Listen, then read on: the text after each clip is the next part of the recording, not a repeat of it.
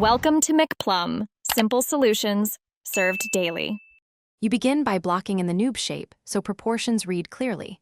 This sets everything that follows. Use spheres and boxes to map head, torso, and limbs. Keep the head as one unit and build the body around 3 head heights. Once done, lock camera at a 3/4 angle for clarity and sketch silhouette lines to check balance. Make sure to keep volumes simple and correct now, because refining later is faster when the base forms and scale are already solid. Now you refine. Convert primitives into readable 3D forms and add edge flow where bending will occur. Focus on silhouettes and exaggerate the head and limb proportions to sell the noob look. Keep quad topology and place loops at shoulders, knees, and mouth so deformation behaves predictably.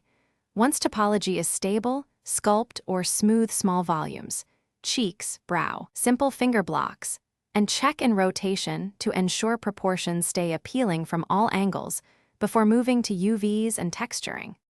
You finish by unwrapping UVs with logical islands and consistent texel density.